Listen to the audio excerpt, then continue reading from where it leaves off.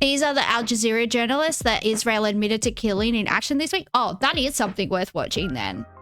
That is something worth watching. We'll go back and we'll watch that. Thank you. Thank you for telling me, Hyperbovian. He joins us now from Paris. Sadly, Marwan, you and I have spoken before about the killings of journalists in Gaza, but this time, is it different? It's unashamed. It's admitted to by the Israeli authorities, even boasted about. Is the world in shock? Yeah, well, Al Jazeera is Qatari, right? I believe it's Qatari owned media organization, and we know what Israel thinks of Arabs. So you know, and not only that, obviously, they're always somebody that's Al Jazeera has been since its inception somebody that's been highly critical of the state of Israel as well. So since the 7th of October, Israel has been killing, like, you know, even, you know, people from the United Kingdom, people from Sweden, you know, aid workers, doctors, things like that. So like they kind of don't, like, there's not a line that they won't cross. Killing journalists is probably like really easy for them at this point. Not only in Gaza, but in the West Bank. Yeah, well, if they're Palestinians to an Israeli, right? You heard they wrote notes before going, believing they would die. Well, I think when you go into an active war zone, and there's always that chance, right? It's incredibly scary thing to do. One of the prominent ones is a Palestinian Christian woman. Outsiders have struggled to get into Gaza. Yeah, it is pretty hard to get in, although I think it was easier at the beginning of the conflict. I think it was a lot easier at the beginning of the conflict. But yeah, people forget like that there's Christians in Gaza. Like one of the oldest Christian communities in the world is in Gaza. Like they're probably flattened now, but there were some really, really old Christian churches in Palestine, in Gaza, rather. But yeah, I doubt they're there anymore. No, you're absolutely right. Because for 22 months, we've seen the criminality. We've talked about the Fourth Geneva Convention. We know what slaughter, murder, industrial-scale murder looks like. We know all about, we reported the war in hospitals and children's and schools. So this is not yet, you know, another addition to a long list of criminality. I think there's something specific about this, and that's why we're covering it the way we're covering it. You know, we at Al Jazeera, we don't want to be the story, but we are forced to be the story. Yeah, Bethlehem is the place of Jesus Christ's birth and the Church of the Nativity. I really, really would like to go here one day. Yeah, Church of the Nativity is a World Heritage Site and was the first to be listed by UNESCO under Palestine. So this is the first World Heritage listing that's listed as belonging to Palestine. And this is supposed to be built on top of the manger, like where Jesus Christ was born. So yeah, it's a very sacred place, I guess. It's located in Bethlehem, the West Bank, Palestine. But yeah, I would like to go there one day. That would be really, really nice, I think. Story because of the criminality of the Israeli government, whose prime minister yesterday addressing two sets of journalists, foreign journalists and Israeli journalists, assuring the foreign journalists that he would try his best to guarantee their safety, and then turns around a few hours later after he was smug right after he said that he's going to be guaranteeing their safety. He was smug. And then ordered the killing of a number of journalists. Now, yeah, it's called being a cold-blooded, like, that's not, you can't convince me that that's not some type of psychopathy. Like that guy is pathological because you have no humanity. You have no humanity where you can just talk about mass death, talk about this, talk about that, and just not have it affect you. And just not have it, you know, weigh on your soul. He seems perfectly jolly. He thinks it's funny. He does. He derives joy from it. He's a sick man. Absolutely disgusting human being. Absolutely disgusting behavior. Everyone knows where al-Sharif was every minute of the day. He was reporting 24/7 for the past 22 months. But why kill him? Why assassinate him? Why murder him when he is amongst his colleagues? What about the other four that, you know, clearly were not accused of anything. Is that okay to kill the other 4? Another 3 journalists, another assistant? How many more? Are they all collateral damage, or are they all the target because they are all journalists? So there is something particularly psychopathic about the lie and about the crime. Marwan, before the show, I was talking with some of our correspondents on the ground in Gaza, and they were telling me about how Anas was regarded, how widely and highly regarded he was. Talk to us about what this deliberate killing of Anas means in terms of killing an icon of the ability to relay the voice of the people. Well, I hope I don't disappoint you by telling you that for me, he was always the baby-faced journalist. For me, he wasn't an icon. He was a hard-working, baby-faced father of 2. I mean, this is a tale of love and death and sacrifice and dread in Gaza. That's what it is. He is part and Hey, Farron. Good to see you. Welcome back. parcel. He's part of the fabric of Jabalia, you know. Yeah, they didn't orphan children, I guess, because they've still got their mum. But yeah, the kids are without a father. And I assume he probably would have been the breadwinner of the family too. So that's, besides, the grief of losing your husband and the father of your children and the kids losing their dad, they're probably also going to be, thrown into poverty as well. Hopefully they have a supportive extended family, and yeah, it's just fucked up. It's just fucked up. But I mean, we all know that good old BB didn't want, the images of what's actually going on getting out. Because every time we do see something, it's basically a war crime. It's basically a textbook war crime, like herding people into cattle pens and shooting them when they go to get aid. Like, it's just, you'll call BB by his real name, Milikowski. Yeah, it's well, look, like, I am Slavic, so I don't like him having a Slavic name, so I'll just call him BB. I'll just call him Benji. I'll call him Benji Poos. Hey, little Benji Poos, who's a big baby who chucks tantrums and murders people because he's a dickhead. Like, he's just a big baby. This big dickhead. But yeah, I don't like that he has a Slavic name. If it makes me feel dirty. That's where he comes from.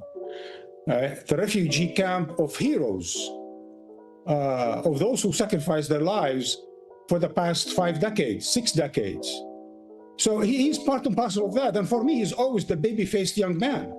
In fact, I hate to say it, but all of these young people we have working there, they are so professional, so, well-guarded, so articulate. And at the same time, because apparently they're young professionals, they're not good at performing. I don't know if you've noticed that. I mean, especially Anas, right? He's not a performer. He doesn't act, right? He just reports. He just talks. He says to the rest of the world, the rest of the Arab world, what he saw, what he witnessed, what he lived before he was killed. What about the timing of this? Is it just a coincidence coming after Israel had announced plans to take ground control of Gaza City? I heard your interview with the High Commissioner, and I was quite taken aback, actually, by her certainty that he was assassinated ahead of the reoccupation, the redeployment in Gaza. I was really taken aback because I was still trying to, work out the different scenarios of why he would do any such thing. And I would think there's a number of, possible causes for that, or drivers for why he did it. One, it's because he hates the media. He's obsessed with his image and that of Israel, and he hates the media. His corruption charges, his main corruption charges in Israel is over trying to buy the media, for that matter. He just threatened to sue the New York Times, right? So he has an issue with the media, right? The New York Times, right? The Zionist mainstream voice of empire in the United States. So he has an issue with that. But he also has an issue with the way Israel is portrayed in the light of the genocide in Gaza. And he heard an earful from his... Don't call me a cold-blooded murderer in the newspaper when I'm being a cold-blooded murderer. Like, you're lucky that's the only pushback you're getting, dickhead. You're lucky that's the only pushback you're getting. Because if I was a world leader, I would have pressed the button. I would have pressed the button. You know, which is probably why I should never be Prime Minister of Australia, because well, I guess we don't have nukes, so it's probably safe. But I mean, you can't put the cat back in the bag at this stage anyway. You can't get the cat back in the bag. You can't put the toothpaste back in the tube. Like, everybody knows what's going on anyway. But obviously, like, Zionists have very big stakes in Hollywood and very big stakes in the American media. So you're always going to see like very pro-Israel movies, and like, you know, Gal Gadot, why is she in movies? She can't act. It's very weird. It's very awkward watching her trying to act. She's like some type of weird Israeli psyop. It's like, it's all very, very strange. It's all, remember is that the zombie movie? I'm going to call it World War Z and not World War Z, because, I don't like to say Z. It's against my religion. Yeah, it's all just propaganda. Your internet went out for a bit. What did you miss? We're watching an Al Jazeera video about the Al Jazeera journalists that were murdered in Gaza. The Z is for Zionist or something. Yeah, that makes sense. That does make sense. Predecessor, Bennett, the prime minister who was just recently in visit to the United States and probably somewhere else, and was telling the prime minister on his Facebook page about how dreadful is Israel's reputation out in the world, why it's shunned, why it's isolated. Ricochet says, we send them $4 billion a year and they take some of that to buy Americans in power. Well, yeah, they give that back to the American politicians in APAC money, right? They're essentially just funneling back in. That's probably the reason why Israel gets so much aid from the US, right? Because the politicians know they're going to get it straight back into their pockets. But yeah, there was that Republican Senator Massey. I can't think of his first name. Massey, and he was saying that he's like the only politician on either side of the aisle. I don't know if you say aisle in America, but you know, on either side of like the Democrat or Republican that didn't take money from APAC, and he didn't have an APAC handler. Apparently, most Congress people run every vote past their APAC people to essentially see if it's okay with Israel. Billions of taxpayers' money turned to blood money. Yeah, essentially. And that's why you see the American government being so pro-Israel, not to mention that a lot of Americans happen to be dual Israeli citizens, right? And a lot of them are Zionists, and a lot of them are invested for whatever reason, maybe ideological reasons, maybe theological reasons, are invested, you know, in the future of the Israeli state, which obviously is untenable by itself. Without the support of America, it can't stand. All of the countries around it don't want it there. It wouldn't be here without, you know, unfettered support from the West or from America, because Australia doesn't support it anymore. Yay, go Australia. How often do I stream? I stream every night except for Wednesday. So I stream 6 nights a week, usually at 9 p.m. Eastern Standard Time. Australian Eastern Standard Time, that is, not any other country's Eastern Standard Time. My country's Eastern Standard Time. That's when I stream. Why even in the United States and even among the Republican Party base, Israel is hated. Right? So that certainly affected Netanyahu, especially on the eve of his attempt to do yet another mini massacre of Gaza, like he did in Rafah, by reoccupying Gaza apparently in the next days or weeks and so on and so forth. And last but not least, and this is really probably the most important for me, right, is that he's putting the entire media corps, journalists. Where am I from? I am from Sydney, New South Wales, but I live in Melbourne, New South Wales currently. I am from, Sydney, Australia. Or in Israel and in the region on notice, right? Because he was just telling them how he's going to guarantee their safety, and then he turns around and kills 5 journalists. I mean, there's a message there, right? It's a bit mafiosi, right? He's a mafiosi character, right? I mean, there's a bullying there with a bit of a smug, but yeah, Catzilla, I reckon we should get world leaders in the octagon. I think Donald Trump is already friends with Dana White, who runs the UFC. So maybe they could set it up and they could all like fight each other. that'll be great. We'll invite Ty to a Vasa. He can get them all doing shoeies. It'll be good. All right, back to the serious Al Jazeera video. He ends up killing people, right, and putting everyone else in the neighborhood on notice.